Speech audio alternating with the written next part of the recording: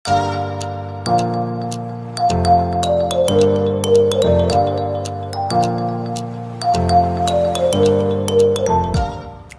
mau Ustadz Wawan minta tolong dari sini sampai sini diblok. Dari sini sampai sini diblok. Cepat saja, copy. Ada yang mau tulis, silakan tulis. Buka Google Translate. Pelan-pelan ya. Tapi cepat, jangan lama. Gitu ya. Apa yang kitab paling tua di muka bumi cerita tentang agama? Google Translate, Ustadz. Google Translate. Ini diganti Ibrani. Ibrani, Arab. Masukkan. Sejak awal kitab pasal 1 ayat 1 dari kitab yang tertua, Tuhan tidak pernah berubah-ubah namanya. Namanya Allah. Sejak awal kitab pasal 1 ayat 1 dari kitab yang tertua, Tuhan tidak pernah berubah-ubah namanya. Namanya Tuhan. Sejak awal kitab pasal 1 ayat 1 dari kitab yang tertua, Tuhan tidak pernah berubah-ubah namanya. Namanya 이름은 Sejak awal kitab pasal 1 ayat 1 dari kitab yang tertua, Tuhan tidak pernah berubah-ubah namanya. Namanya พระเจ้า Sejak awal kitab pasal 1 ayat 1 dari kitab yang tertua, Tuhan tidak pernah berubah-ubah namanya. Namanya God. Ya sebentar. Tadi kita udah dapat satu. Nama Tuhan tak pernah berubah dari awal bumi diciptakan. Namanya Allah. Yang memanggil Tuhannya Allah, agamanya apa? Simpan dalam hati. Jangan diucapkan dulu. Ya, aku ingin Ustadz Wawan dari sini sampai sini diblok. Dari sini sampai sini diblok. Blok. Satu lagi op. Oh, kebanyakan op. Copy. Masuk lagi ke Google Translate. Dikali dulu.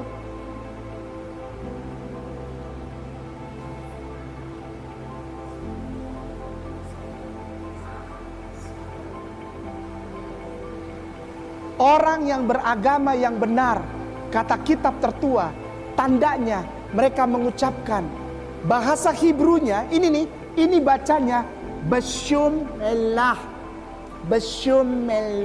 Sampai detik ini orang-orang yang dibenci karena mereka Yahudi tetap mengucapkan Beshomelah, dan itu adalah Bismillah. Dalam nama Tuhan.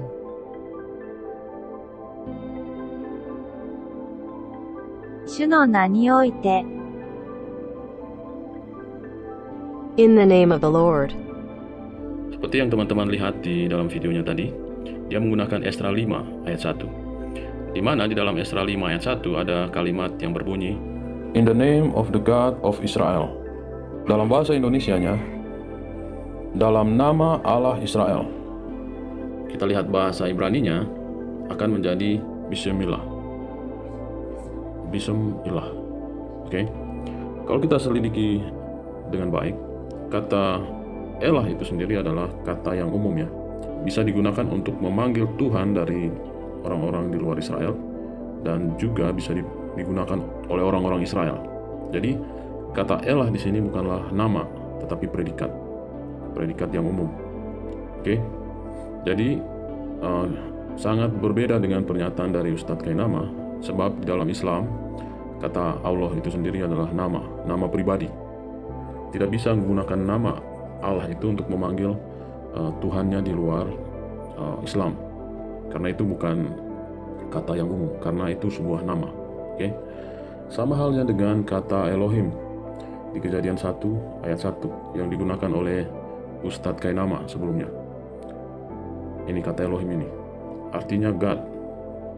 Itulah kenapa ketika kita mengcopy kata Elohim ini ke dalam Google Translate, hasilnya adalah tergantung penyebutan nama Tuhan di negara tersebut. Seperti ketika ditranslate ke bahasa Arab ya jadi Allah, ketika ditranslate ke bahasa Inggris jadi God. Jadi kata Elohim itu sendiri bukanlah sebuah nama pribadi, tetapi predikat ya. Nanti kita akan buktikan kata Elah dengan Elohim itu apakah memang nama pribadi atau nama predikat. kita akan mencari di dalam Alkitab penggunaan kata Elohim yang menunjukkan kepada dewa-dewa di luar Israel ya. Elohim itu number strongnya itu H430. Kita akan cari di dalam Alkitab kita H4. Oke, salah satu contohnya itu 1 Samuel 2 ayat 25. Ada kata judge. Judge juga atau hakim itu disebut Elohim. Oke. Seperti yang di sini kita lihat. Rulers, judges, divine ones, angels, gods. Oke. Jadi kata hakim juga di dalam bahasa Ibrani adalah Elohim. Dan bukan cuma itu, bukan cuma hakim. Kata Elohim juga digunakan untuk memanggil Tuhan lain di luar Israel ya. Nah, seperti ini 1 Samuel 5 ayat 7. Di sini ada God huruf kecil yang menunjuk kepada Dagon ya. Seperti teman-teman lihat ini Dagon. Itu adalah dewa orang-orang di luar Israel. Jadi kata Elohim bukanlah nama pribadi. Sekarang kita mencari kata Elah. Number strongnya kata Elah itu H426. Seperti yang teman-teman lihat di Daniel 3:28. Penggunaan kata Elah itu lebih dari satu. Pertama, digunakan untuk memanggil Tuhannya orang Israel. Yang ini, yang di atas ini. Kalau teman-teman lihat di bawahnya, ada penggunaan kata Elah juga di bawah ini. Tapi kata Elah ini merujuk kepada Tuhan di luar Israel atau dewa-dewa di luar Israel atau Tuhan di luar Israel. Oke. Dari sini kita simpulkan bahwa kata Elah itu bukanlah nama, sama seperti kata Elohim tadi. Apa yang dilakukan oleh Ustadz Kainama agak kurang nyambung ya, karena di dalam Islam Allah adalah nama pribadi. Sementara ayat yang dia kutip dari Esra 5 ayat 1 itu tidak menunjuk kepada nama pribadi, tetapi kata yang umum digunakan, Elah atau Elohim. Sama halnya juga dengan Alkitab bahasa Indonesia. Dalam bahasa Indonesia, Allah itu bukanlah nama pribadi. Oleh karena itu, untuk menyebut Tuhan di luar Israel, Alkitab bahasa Indonesia menyebutkan Allah mereka. Oke. Sama seperti kata Elah tadi. Kata Elah bisa digunakan untuk memanggil Tuhan di luar Israel, juga bisa digunakan untuk memanggil Tuhan orang Israel. Begitu juga dengan kata Allah di dalam terjemahan bahasa Indonesia. Allah bisa digunakan untuk memanggil Tuhan Israel, juga bisa memanggil Tuhan atau dewa-dewa di luar Israel, seperti yang kita baca di 1 Raja-Raja 11 ayat 8. Nama Tuhannya Allah, tanda orang penyembah Allah beragama namanya Basyumillah, mengucapkan Basyumillah. Lalu yang baru ketik Keluaran spasi 34 spasi 6, enter aja udah. Versi paralel klik. Oh, ini kok menampilkan ayat Bible? No, ini bukan ayat Bible. Ini ayat dari kitab yang paling tua, cuma sudah diterjemahkan kepada bahasa Indonesia. Baca. Aku mau Ustadz baca. Jadi aku nggak mau dibilang bohong. Ustadz tolong baca yang TL ini. Ini nih, pakai mic Ustadz. Baca. Tadi kita syukran Ustadz. Syukran. Tadi kita sudah lihat nama Tuhannya Allah, tanda manusia beragama mengucapkan Bismillah, lalu ditambah Ar-Rahmani, Ar-Rahimi, Allahu. Tapi mereka taruh huanya di depan. Huwa Allah. Huwa Allah. Huwa itu bahasa Arabnya adalah He is. Dialah. Huwa. Hunna perempuan. Huwa laki-laki. Jadi bukan berarti Allah itu punya jenis kelamin laki-laki, tidak. Dialah Allah, dialah Allah. Maksudnya begitu. Cuman tidak disadari bahwa itu sedang membenarkan agama. Agama yang benar, nama Tuhan ya Allah, Bismillah, Ar-Rahmani, Ar-Rahimi, Allahnya huwa. Sambung. Dan menariknya, gantinya Ustadz Kainama menggunakan bahasa Arab, sekarang dia menggunakan terjemahan bahasa Indonesia untuk mencocok-cocokkan dengan agamanya. Bila teman-teman lihat di sini, di dalam terjemahan lama tahun 1954, di sini dikatakan huwa Allah Ar-Rahmani Ar-Rahimi. Oke. Jadi ini adalah terjemahan lama tahun 1954. Dan Ustadz Kainama mengutip ini untuk membenarkan bahwa Alkitab sedang membicarakan Islam. Pertanyaan kita adalah, kenapa Ustadz Kainama tidak mengambil bahasa aslinya? Kenapa dia tidak mengambil bahasa aslinya dan justru mengambil terjemahan lama tahun 1954? Karena jika dia mengambil terjemahan aslinya akan bertentangan dengan keyakinan dia. Karena di dalam terjemahan aslinya, kata huwa itu sendiri adalah menunjuk kepada Jehovah. Oke.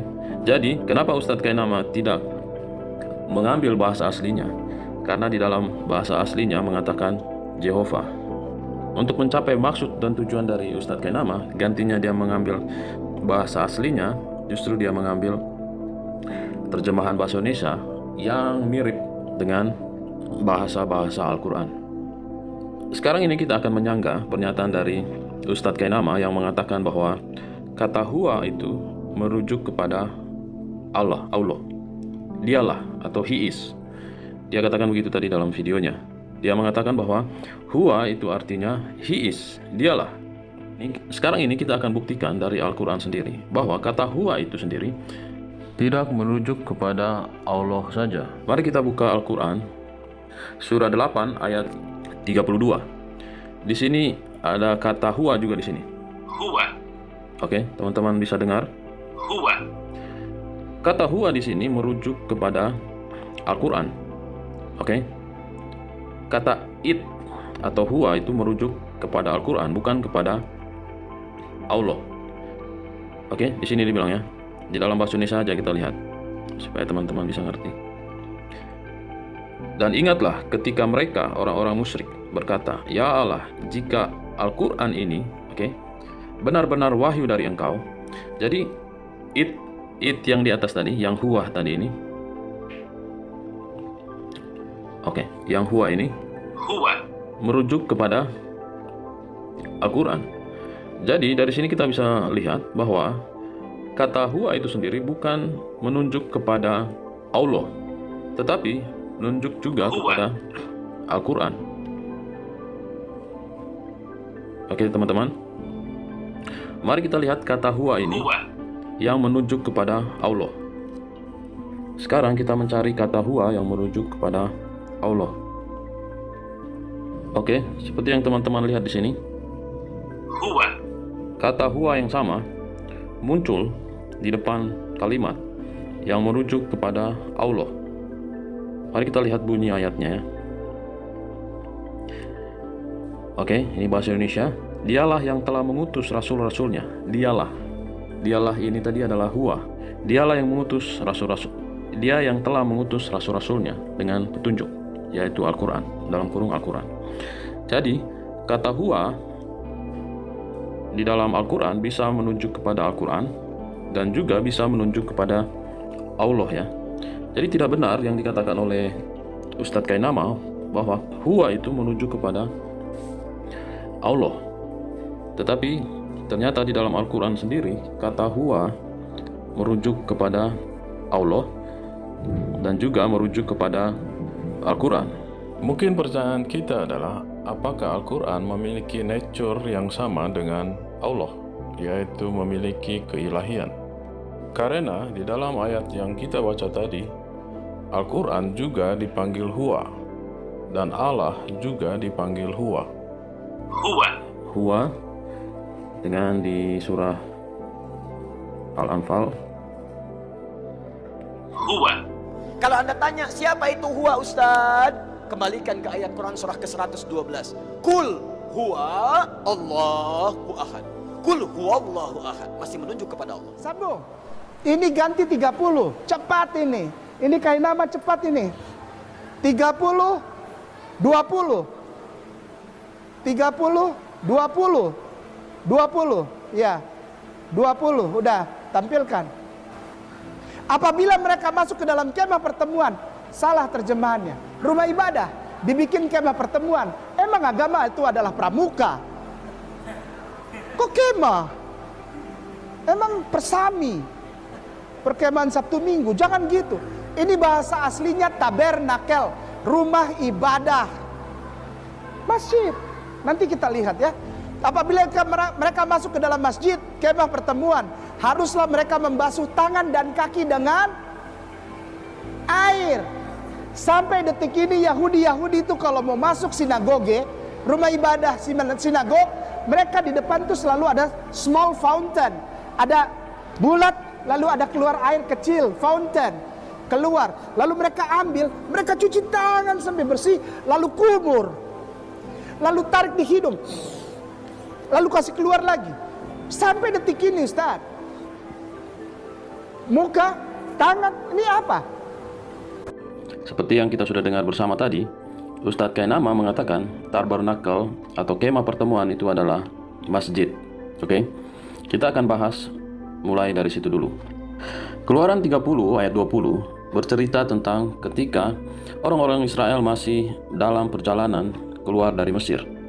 Jadi, kemah pertemuan yang dimaksud adalah seperti ini. Dari sini saya tambah curiga dengan Ustadz Kainama. Untuk membedakan kemah pertemuan dengan masjid saja, beliau tidak bisa. Kenapa itu dibilang kemah pertemuan? Ya, memang benar itu kemah, bukan sebuah bangunan yang permanen. Jadi, ketika orang-orang Israel keluar dari Mesir, mereka mendirikan kemah pertemuan ini. Dan kemah pertemuan ini adalah portable, bisa dibongkar pasang. Seperti yang teman-teman lihat, kemah pertemuan ini berfungsi untuk mempersembahkan korban. Ketika orang-orang ingin mengaku dosa mereka, mereka membawa domba atau lembu untuk dijadikan korban. Hal ini yang mungkin tidak bisa dijelaskan oleh saudara-saudara muslim. Kenapa Musa yang katanya seorang muslim juga melakukan ritual seperti ini? Dan jika kemah pertemuan ini adalah masjid, mungkinkah masjid di zaman Musa jadikan tempat untuk mempersembahkan korban? Untuk mengerti ayat yang dibaca oleh Ustadz Kaimana, yaitu Keluaran 30 ayat 20, mari kita membaca Keluaran 30 secara lengkap, yaitu Keluaran 30 ayat 17 sampai dengan 20. Judul perikopnya mengenai bejana pembasuhan. Ayat 17, berfirmanlah Tuhan kepada Musa, haruslah engkau membuat bejana dan juga alasnya dari tembaga untuk pembasuhan. Dan kau tempatkanlah itu di antara kemah pertemuan dan mesbah, dan kau taruhlah air ke dalamnya. Maka Harun dan anak-anaknya haruslah membasuh tangan dan kaki mereka dengan air itu dari dalamnya. Apabila mereka masuk ke dalam kemah pertemuan, haruslah mereka membasuh tangan dan kaki dengan air, supaya mereka jangan mati. Demikian juga apabila mereka datang ke mesbah itu untuk menyelenggarakan perbaktian dan untuk membakar korban api-apian bagi Tuhan, haruslah mereka membasuh tangan dan kaki mereka supaya mereka jangan mati. Itulah yang harus menjadi ketetapan bagi mereka untuk selama-lamanya, bagi dia dan bagi keturunannya turun-temurun. Oke teman-teman, kita sudah membacakan bagaimana Tuhan memerintahkan Musa untuk membuat bejana pembasuhan. Jadi posisi dari bejana pembasuhan adalah di tengah-tengah di antara kemah pertemuan dan juga mesbah korban bakaran, yang seperti teman-teman lihat di video. Jadi, yang membasuh tangan dan kaki mereka sebelum masuk ke kemah pertemuan adalah imam-imam, dan bukan untuk jemaat biasa. Dan juga yang dibasuh itu cuma tangan dan kaki. Tidak seperti yang disampaikan oleh Ustadz Kainama, tangan, kaki, dan muka juga. Seperti yang teman-teman lihat di samping ini adalah video cara orang-orang Yahudi membasuh tangan mereka sebelum mereka berdoa. Yang dibasuh hanyalah tangan saja, tidak kaki dan tidak juga muka. Oke teman-teman. Baik, lepas alas kaki, Tuhannya namanya Allah, Ar-Rahman Ar-Rahim, huwa Allah. Lepas alas kaki, wudhu, sambung. Ini diganti, keluarannya diganti. Ayo Ustaz, keluarannya diganti. Ke bawah lagi, terus ini nih, Nehemia, op, 8:6. Setelah kita lepas alas kaki, wudhu, masuk di dalam ngapain? Main drum? Tidak boleh. Apa? Lalu Ezra, Nabi Uzair alaihissalam, memuji Tuhan, Allah, dia begini. Dia berdiri di depan, di belakangnya banyak orang. Belum ada tatanan sholat, karena Rasulullah belum lahir. Dia berdiri di depan, lalu dia angkat tangan, dia bilang, Allah yang maha besar. Dan semua orang di belakang menyambut dia. Amin, amin. Banyak orang di belakang sambil mengangkat tangan. Kemudian mereka berlutut. Itu sebetulnya bahasa Inggrisnya kneeling. Kneeling, K-N-E-E-L-I-N-G, kneeling, kneeling. Jadi setelah begini, dalam bahasa Ibraninya Hillel, Hillel dipakai oleh saudara kita Kristen dan Katolik, Hillel Eyah. Pernah dengar? Hillel Eyah. Kalau di sini haleluya. Lo yang benar mana? Haleluya apa Hillel? Hillel Eyah. Itu bahasa Ibraninya, bukan hale, bukan Hillel Eyah. Hillel, lalu kalau begini namanya apa? Hillel Tehillah. Tehillah. Bahasa Ibrani Tehillah, puji-pujian. Kalau tulisan puji-pujian namanya Tehillim. Bukan teh tubruk, bukan. Bukan. Tehillah. Bukan teh pahit. Teh manis, bukan. Teh tarik apalagi jauh. Tehillah. Begini. Lalu setelah itu proskueno. Ini proskueno, Ustaz. Tapi kena dari sini sampai sini.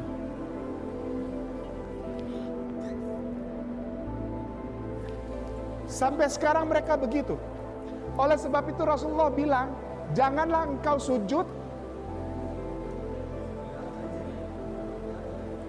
Lanjut. Seperti yang teman-teman dengar tadi, Ustadz Kainama ingin menyamakan apa yang dilakukan oleh Ezra sebagai sholat berjemaah. Kembali kita melihat Ustadz Kainama menggunakan ilmu cocokmologi. Mari kita baca Nehemia 8 secara keseluruhan agar kita bisa mengerti konteks dan keadaan waktu itu. Mari kita baca Nehemia 8 dari ayat 1. Maka serentak berkumpullah seluruh rakyat di halaman di depan pintu gerbang air. Mereka meminta kepada Ezra, ahli kitab itu, supaya ia membawa kitab Taurat Musa, yakni kitab hukum yang diberikan Tuhan kepada Israel. Lalu, pada hari pertama bulan yang ketujuh itu, Imam Ezra membawa kitab Taurat itu ke hadapan jemaah, yakni baik laki-laki maupun perempuan, dan setiap orang yang dapat mendengar dan mengerti. Ia membacakan beberapa bagian daripada kitab itu di halaman di depan pintu gerbang air, dari pagi sampai tengah hari, di hadapan laki-laki dan perempuan dan semua orang yang dapat mengerti. Dengan penuh perhatian seluruh jemaat mendengar pembacaan kitab Taurat itu. Ezra, ahli kitab itu, berdiri di atas mimbar kayu yang dibuat untuk peristiwa itu. Di sisinya sebelah kanan berdiri Matika, Sema, Anaya, Uria, Hilkia, dan Maseya. Sedang di sebelah kirinya berdiri Pedaya, Misael, Malkia, Hasum, Hasbadada, Zakaria, dan Mesulam. Ezra membuka kitab itu di depan mata seluruh umat karena ia berdiri lebih tinggi dari semua orang itu. Pada waktu ia membuka kitab itu, semua orang bangkit berdiri. Lalu Ezra memuji Tuhan, Allah yang Maha Besar, dan semua orang yang menyambut dengan amin, amin, sambil mengangkat tangan. Kemudian mereka berlutut dan sujud menyembah kepada Tuhan dengan muka sampai ke tanah.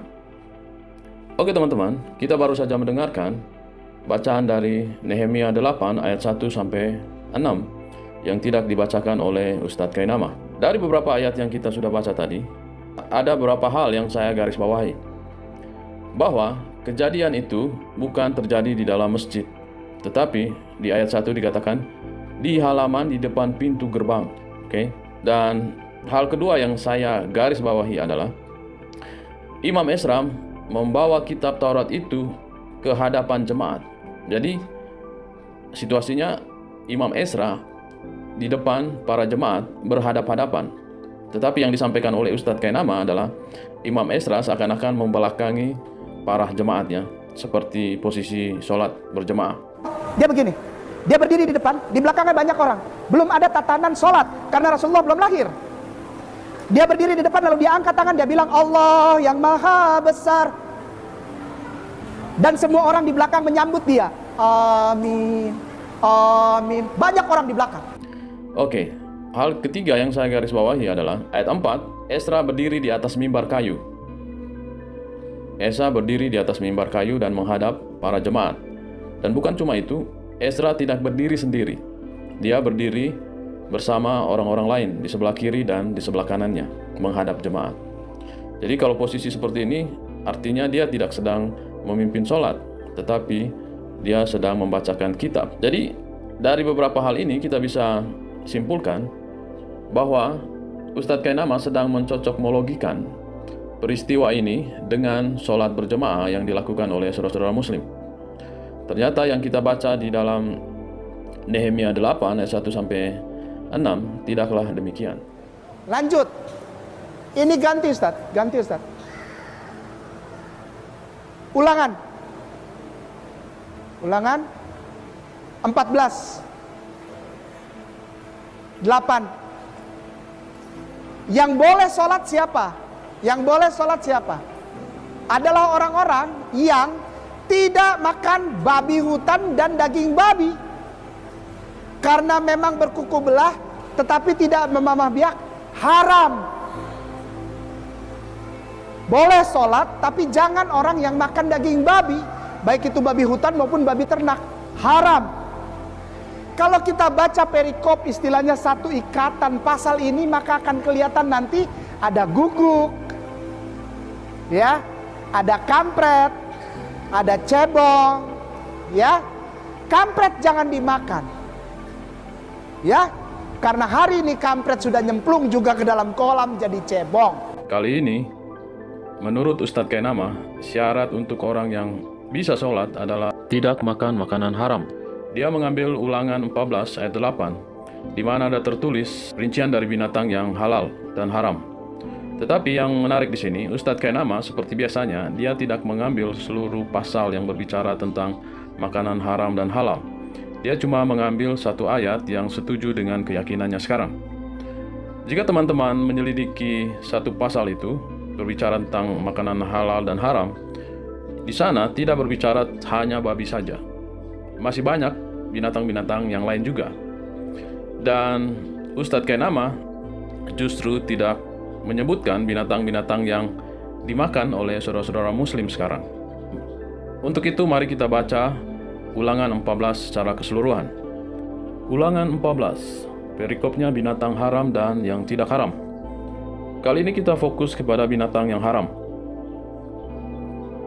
Ayat 7, tetapi inilah yang tidak boleh kamu makan dari antara yang pemamah biah atau dari antara yang berbelah dan berselah kukunya, unta, kelinci hutan, dan marmot. Karena semuanya itu memang memamah biah tetapi tidak berkuku belah. Haram semua itu bagimu.